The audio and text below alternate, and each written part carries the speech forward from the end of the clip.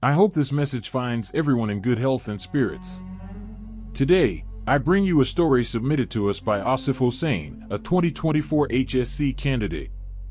This tale is closely tied to a particular location, which remains partly undisclosed at Asif's request, as revealing too much might disturb those living nearby. Asif came across this incident through one of his seniors, whose personal account sets the stage. This senior was at home one evening when something strange occurred. He distinctly remembered leaving his mobile phone in a specific spot, but when he returned, he found it on the ground, fallen without any apparent cause. Bewildered, he chose not to mention it to his family. Upon returning to his hostel that Saturday afternoon, he shared the odd occurrence with his roommates. The conversation soon turned towards discussions of paranormal activities. Another senior, overhearing their talk, chimed in with his own chilling account, an ongoing experience that was both extraordinary and terrifying. What follows is that very story. The event is said to have taken place in a union within Rangpur district. However, as per Asif's wishes, we will omit further specifics about the location. What we do know is that this tale revolves around a pond locally referred to as Bawailla's Pond. The events reportedly occurred nearly 2 decades ago, sometime around 2003 or 2004. In the village where this took place lived a man named Mozammel Haq. He was a rice trader and was affectionately known as Mozammel Kaka. His family enjoyed a modestly comfortable life. The villagers mostly lived in thatched houses, and Mozammel's storerooms were always stocked with rice. His wife, Manira Begum, and their 3 children, 2 sons and a daughter, lived contentedly. Their elder son, Mamoon, aged 16 or 18 at the time, was attending a renowned Qawmi madrasa in northern Bengal. Mustafa, their younger son, was around 10 or 12 years old, while their daughter's name was Humaira. It was a peaceful existence for the family until one fateful night in the Bengali month of Baisakh when things began to unravel. To the villagers of Rangpur, fierce storms known as Kal Baisakhi were familiar occurrences this time of the year. That evening, powerful gusts began blowing and light rain fell from the skies. As darkness deepened, the storm raged on with relentless ferocity, howling winds, violent thunderclaps, and hailstones wreaking havoc throughout the night. When dawn finally arrived, the aftermath was glaringly visible across the village. Uprooted trees littered the landscape, tin roofs lay mangled beyond repair, and roads were submerged under rainwater from the overnight downpour. Like many others in the village, Mozammel Kaka's family woke to assess the damage. Mustafa, their younger son, started preparing for school as always. An exceptionally diligent and bright student, his attendance record was unblemished. He had never missed a single day of class. His teachers greatly admired him for his dedication and cheerful demeanor. However, that morning was different. His mother suggested he stay home due to the aftermath of the storm, thinking it wasn't safe for him to venture out in such conditions. Though reluctant at first because of his regular routine, Mustafa eventually obeyed his mother's advice and stayed back. Little did they know that this seemingly minor decision would mark the beginning of an unsettling chapter for their family. Regular school attendance was an integral part of Mustafa's life. It seemed woven into his very being. Rain or shine, he would rise early and head off to school, a dedication that not even his mother's occasional advice to stay home could deter. Save for official school holidays, no one could steer him away from his daily routine. Mustafa's school was located about 2 kilometers from his house. Midway was a small pond, widely known to locals as Bawailla's Pond, surrounded by a dense forest through which Mustafa had to walk. The journey took about 10 to 15 minutes, a path he usually traversed with his 2 friends. However, one evening, a fierce storm left the road muddy and impassable to his companions. Determined, Mustafa ventured forth alone the next morning, also making the solitary return home that afternoon. On his way back, Mustafa slipped on the slick ground. Covered in mud and nursing minor scrapes on his hands and feet, he immediately feared his mother's scolding, especially because she had explicitly warned him not to attend school that day. Seeking to avoid her reproach, he stopped at the nearby pond to clean himself off. As he stepped away from the water after washing up, a strange sensation overcame him. A warm gust of air swept across his body, peculiar, given the cold weather that night. Bewildered but unwilling to dwell on what had just occurred, Mustafa hurried home without mentioning the encounter to anyone. He knew his mother's displeasure would only escalate if he revealed anything unusual about the day. For a week, life carried on as usual. But then one evening, Uncle Mozamel, a neighbor and close family friend, came home from work visibly shaken. During this period, the village was sparsely populated compared to now. He experienced something alarming on his walk back. As he approached his residence, he felt what seemed like a soft hand brush against his shoulder. He spun around quickly but found nobody there. Fear gripped him, and with panic fueling each step, he ran all the way home. Once inside, Uncle Mozamel collapsed in shock. His family gathered around him, alarmed by his condition. Gradually regaining composure, he recounted what had happened in vivid detail. The sheer terror of the incident left him stunned for hours. Hearing this story compelled Mustafa to share his experience at Bawailla's pond from that stormy day. He explained why he had previously kept silent about it, but this revelation only fueled his mother's frustration. The family was bewildered. Nothing of this nature had ever occurred before, not within their household nor in the village. Determined to uncover the truth and protect their loved ones, Uncle Mozamel consulted fellow villagers to learn more.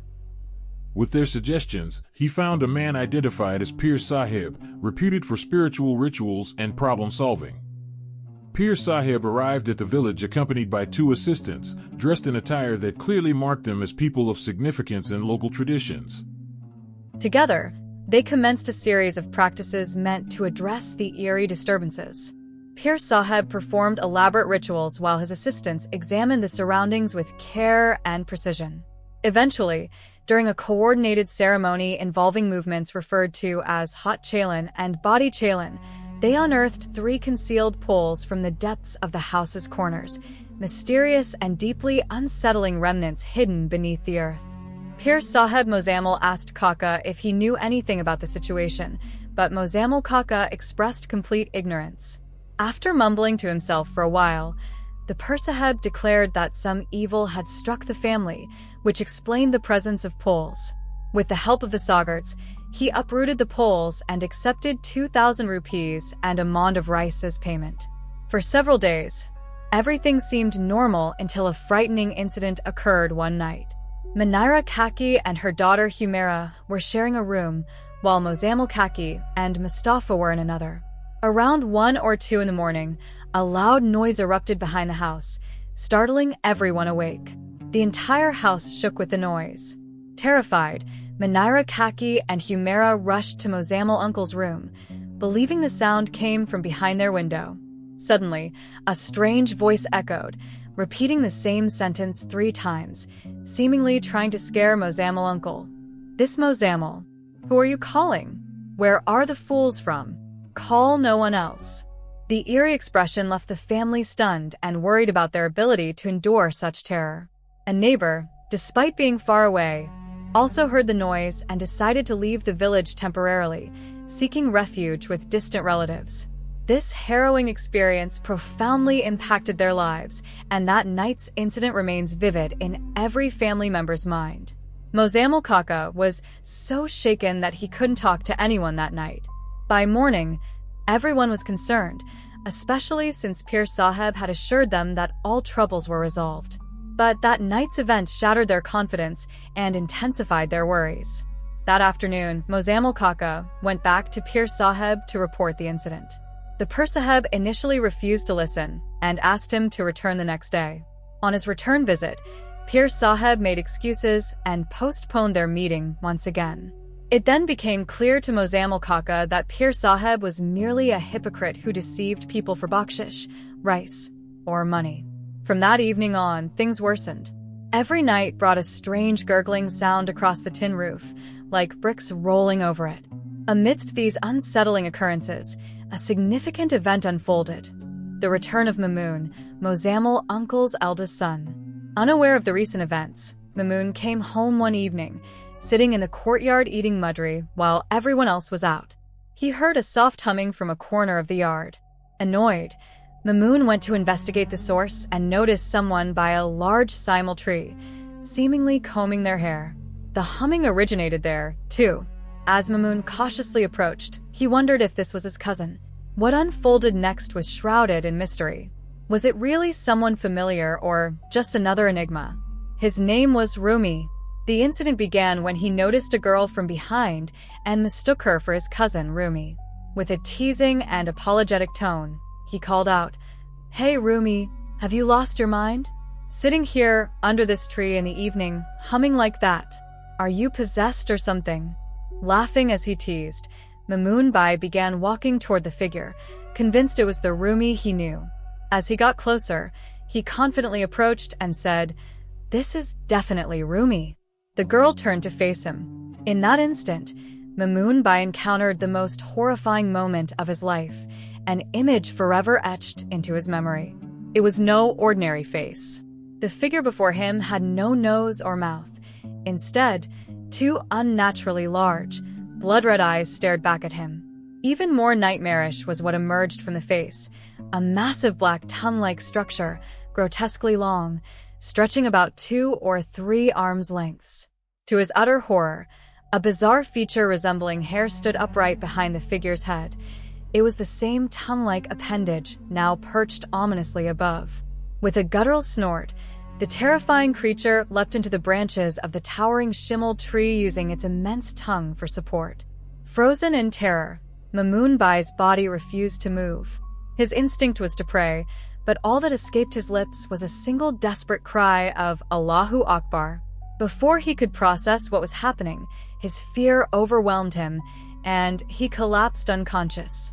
Later that evening, a local man passing by the tree spotted Mamoon Bai lying on the ground and yelled for help. Neighbors quickly arrived, carried him home, and tended to him through the long night. However, even hours later, Mamoon Bai remained unconscious. By noon the next day, he finally stirred awake. Surrounded by his worried family members, they bombarded him with questions about what had happened. Still visibly shaken, Mamoon Bai struggled to explain. Words failed him until hours later when he had slightly recovered his composure. Slowly but vividly, he recounted the terrifying ordeal in every detail. His story left his family both shocked and uneasy. It was then they revealed something they had kept from him for a long time. Strange occurrences had been happening in their home for years. Frustrated and annoyed upon hearing this revelation, Mamoon Bai lashed out. "So all this has been going on, and no one thought to tell me? Khatib Sahib from our madrasa could have helped with this. I've heard he's deeply pious and even teaches jinn students. Had you told me earlier, I could have written to him about our problems." Reflecting on past events but mindful this was in 2004-05, when mobile phones weren't widely available, Mamoon Bai urged his family to seek guidance from the cleric without delay. Motivated by Mamoon Bai's suggestion, the family decided to approach Khatib Sahib for help. That very day, Uncle Mozammel and Mamoon Bai traveled to the madrasa where the respected cleric lived. Little was known about Khatib Sahib's personal life. There were no records of any children or family members. After patiently waiting for some time, they were taken to see him. When they entered, they found Khatib Sahib seated serenely, cradling 2 pigeons in his hands while feeding them small morsels of food with care. This seemingly mundane observation would later prove significant, a clue whose meaning only time would reveal.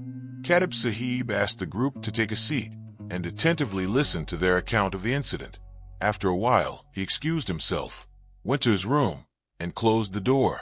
About 10 to 15 minutes later, he re-emerged. Back at home, Khatib Sahib turned to Mozammel and smiled knowingly before addressing him.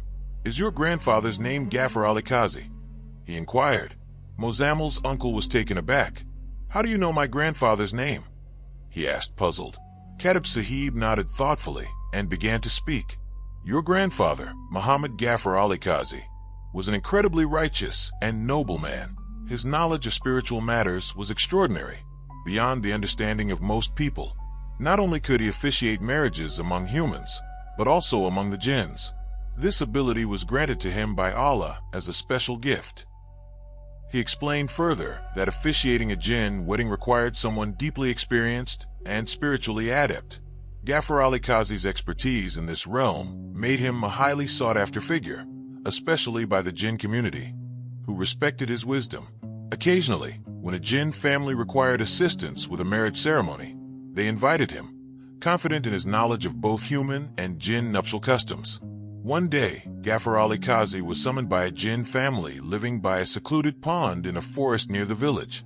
This family, known for their reclusive nature and lack of animosity toward humans, requested his presence for a wedding. It was the bride's side that had specifically sent for him. Ghaffar Ali accepted their invitation with great joy and set out for the ceremony. However, upon his arrival, he faced unexpected resistance. It turned out that the groom's jinn family belonged to the Mary community, known for their arrogance and pride.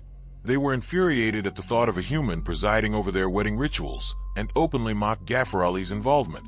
Despite the bride's side defending him vehemently and warning against disrespecting a guest of their household, the groom's side remained steadfast in their disdain. The persistent ridicule deeply bruised Ghaffar Ali's honor. At one point, his patience wore thin, and he declared with an unwavering tone, "If you refuse my guidance and presence, go ahead and find someone better suited to perform this marriage." This sparked further discord among the jinns. Eventually, the groom's party rejected the marriage and blamed Ghaffar Ali for putting a curse upon them. Interestingly, while the groom's side turned hostile, the bride's family continued to treat Ghaffar Ali with great kindness and respect. They served him with food and offered him comfort despite the brewing animosity. Still, the unrest between the two sides persisted, and ultimately, the marriage could not be completed. In response to their actions, Ghaffar Ali took drastic measures. Using his spiritual powers, he imprisoned 2 of the rebellious groom's jinn in the pond where they had been dwelling. However, his merciful heart stopped him from further punishment. He did warn them, though. If any such behavior occurred again in the future, he would not be as lenient. Before departing, he carved a strict decree into law. No one from any future generation must allow even a drop of their blood to mix with the waters of that pond. If this were to ever happen, it would undo the imprisonment and release the jinn. Years passed, and Ghaffar Ali's tales of wisdom and power turned into mere village folklore as his descendants grew inattentive to his warnings. One fateful day, Mozammel's uncle's son Mustafa was walking along the edge of that very pond when he slipped on the wet ground. His leg was scraped slightly, causing it to bleed. Treating it as a minor mishap, Mustafa casually washed his hands and face in the pond's water, completely unaware of the ancient curse tied to that act. The moment his blood mingled with the water of the pond, the air changed. A strange vibration rippled through its surface, as if something long dormant had awakened once more. Mozammel Uncle was always regarded as the family historian, a man who carried the weight of generations past like an old tome. The day he returned home to find Mustafa drenched and bleeding, he felt a chill run down his spine. Without hesitation, he bolted towards the pond. What he saw there made his heart pound. The water moved in erratic patterns, as though alive with rage and turmoil. The dark memory of the pond's long imprisonment had surfaced, leaving its waters disturbed and unnatural. There was no room for doubt. The genies had been released. It wasn't long before mysterious occurrences began to disturb the tranquility of the village. Whispers spread of strange nightly noises, distant chattering, and eerie tales that multiplied in both number and terror with each passing day. A veil of suppressed fear descended over the area, leaving the villagers on edge. Some speculated about seeking help from Ghaffar Ali's descendants, but those with knowledge and courage like him had long vanished from the community. What lay ahead was shrouded in uncertainty. The freed genies now roamed the area in a vengeful frenzy, exacting their wrath after years of captivity. They lacked the strength to cause devastating harm, but made up for it with a string of intimidating acts, leaving the residents restless and unnerved. Mozammel Uncle often lamented how much safer the house had been during his grandfather's time, when protection against malevolent forces was carefully maintained. Back then, 3 wooden poles had been strategically placed at the house's corners as a protective measure. But Kaka, in his ignorance or arrogance, had carelessly removed them while attempting to address some household repairs. This single mistake had torn down the barriers keeping the jinns at bay and rendered their home vulnerable. One day, Katib Sahib, known for his profound knowledge of such matters, arrived and shed light on the unfolding chaos. As Mozammil Uncle and Mamoon sat wide-eyed, listening intently, Katib Sahib explained everything piece by piece, as if unraveling an ancient mystery. They couldn't help but wonder how he knew all this. When pressed on the matter, the enigmatic man offered a faint smile. He revealed that a seemingly ordinary pigeon, spotted resting calmly in his lap when they first met, was far from what it appeared to be. It was one of his loyal students, in fact, a genie trained in intelligence gathering. They were known as Marid Jinn among their kind, agents of unseen realms who risked their existence to gather hidden truths. Armed with all the revelations provided by Katib Sahib, both Mozammil Uncle and Mamoon felt a flicker of hope pierce their growing dread. Resolutely, they asked for a solution to rid themselves of these vengeful beings, once and for all. Katib Sahib reassured them there was no need to despair. He had already dispatched 2 additional genie disciples trained for such tasks. These disciples would take on the harrowing responsibility of driving away the intruding spirits. For 6 months following this intervention, peace returned to their lives. The villagers resumed their usual routine and began to believe that the nightmare had ended. But just as they grew comfortable, trembling whispers once more found their way into hushed conversations.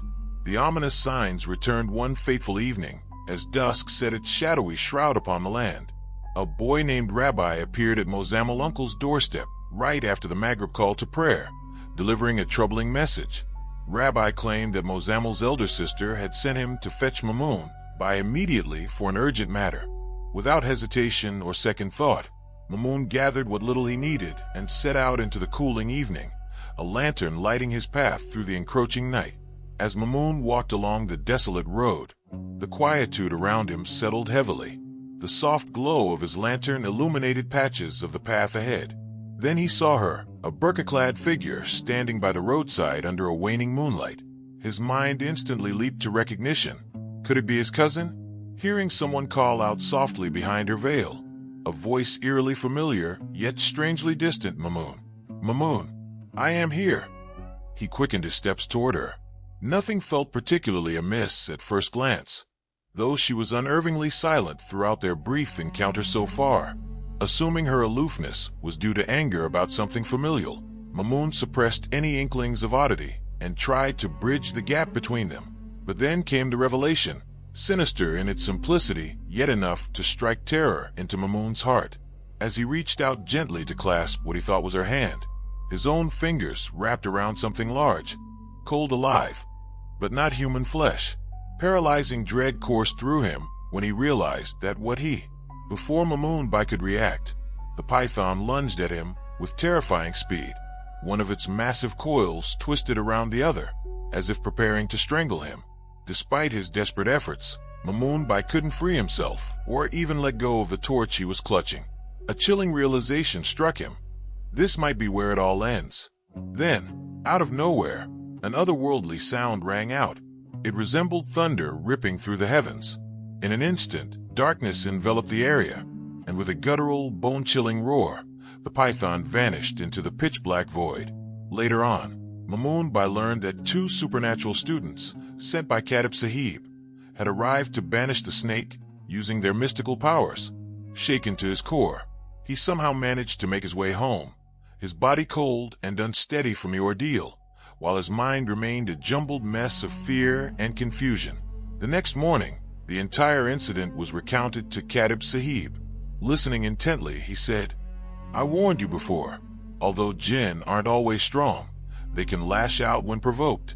Do not worry. I will take steps to ensure they are expelled for good." Following this assurance, the family initiated regular spiritual practices within their home. Even village healers, known as Kavarajas, were brought in to help purify the place. The villagers advised that any future unusual activity be immediately reported to Katib Sahib. For 6 months, peace seemed to return to the household, but as fate would have it, their trials were far from over. On a sunny afternoon, an uncanny event shattered the calm. Shafi Auntie, Mamoon Bai's elder sister, suddenly froze mid-task, her eyes fixed on something unseen, and a strange, muffled noise escaped her lips. Panic spread like wildfire through the house, and once again, a messenger was sent to fetch Katib Sahib.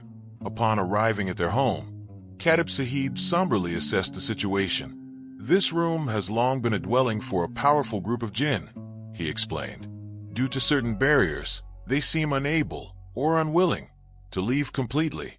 This time, I will try to communicate with them directly, and my students will intensify their efforts if necessary." For hours, Katib Sahib recited solemn prayers, occasionally pausing to burn special incense as ritual smoke curled upward in ethereal patterns.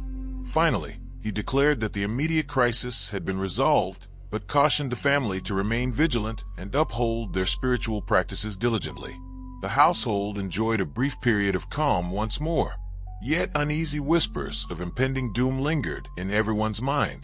As weeks turned into months, the eerie and inexplicable occurrences began anew. Each subsequent incident seemed more harrowing than the last, casting a shadow of dread over life itself. The struggles faced by Mozammel family carried a weight of unspeakable tragedy and emotional distress, visible in every strained expression and uncertain hush that filled the home. The recent harrowing experiences of Jahangir Huser only added to the anxiety. A mysterious force had interrupted his recitation of the surah and even inflicted physical harm upon him.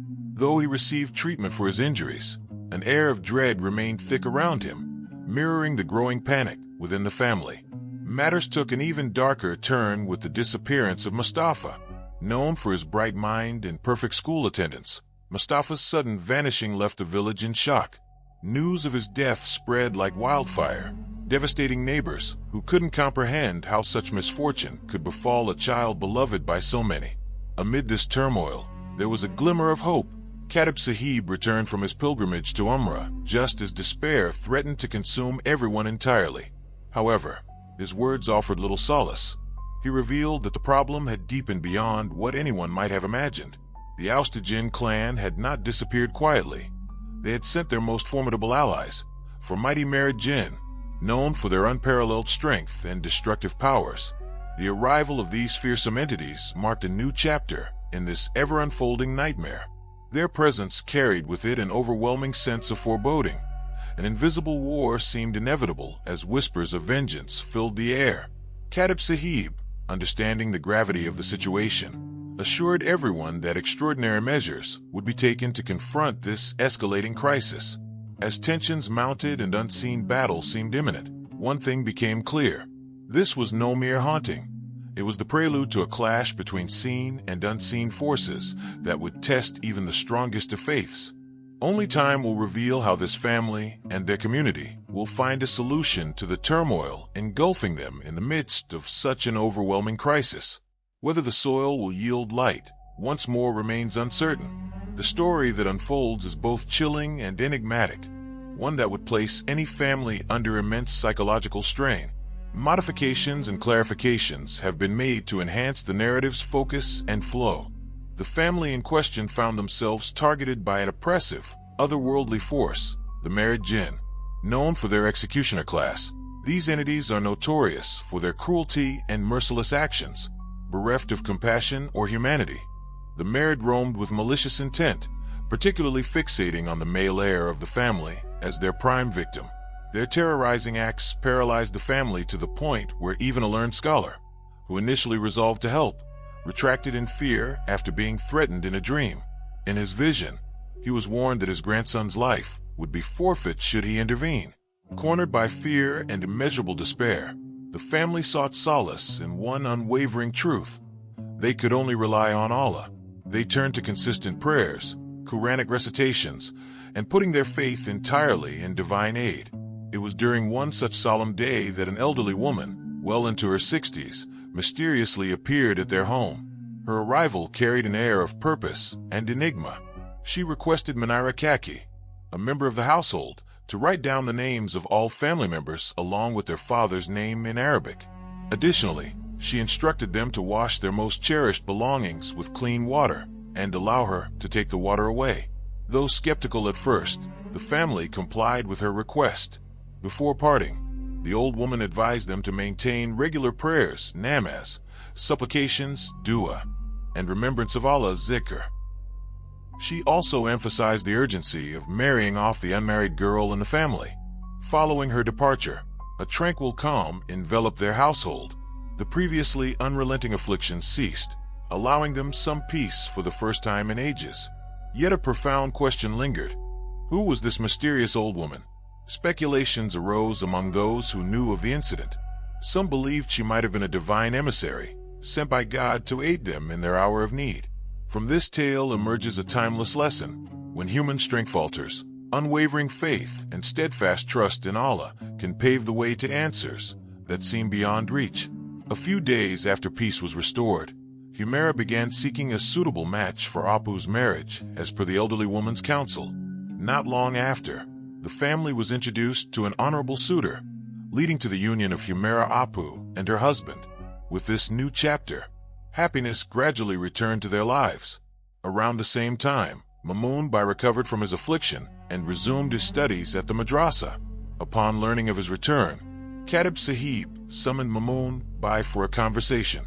Smiling warmly as Mamun arrived, Katib Sahib asked, "Do you recall what the old woman advised? Follow her words precisely, without deviation. Inshallah, no harm will come your way." Bewilderment flickered in Mamun Bai's eyes as he heard Katib reference the woman who had been to their home. Unable to suppress his curiosity, Mamun probed further. How did Katib Sahib know about her? Could it be that Katib himself had sent her? The situation took on an inexplicably mysterious tone. When pressed for further details, Katib Sahib simply replied, "I cannot provide you with answers to your questions. What I will say is this.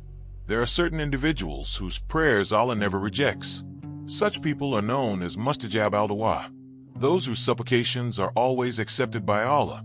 When I realized that no human effort could rid you of the jinn's torment, I resolved to seek help from just such a person." He continued, "How I found that individual is not something I can disclose, but I can tell you this. That person prayed earnestly on your behalf, beseeching Allah for aid, and it was through his mercy and blessings that your ordeal came to an end. Beyond this, there is nothing more I can add." From that moment onward, no significant disturbances plagued their family ever again. Occasionally, particularly when male members like Mamun Bai or Mozammel Kakar walked alone at night, they would hear faint whispers calling their names from behind. However, they made it a rule never to glance back. These minor happenings aside, their lives regained normalcy as they adapted and finally moved past the darkness that had once gripped them tightly. This entire story comes from Mamun Bai, the senior member of the household, whose cousin's husband was central to the events. That concludes today's account, dear listeners.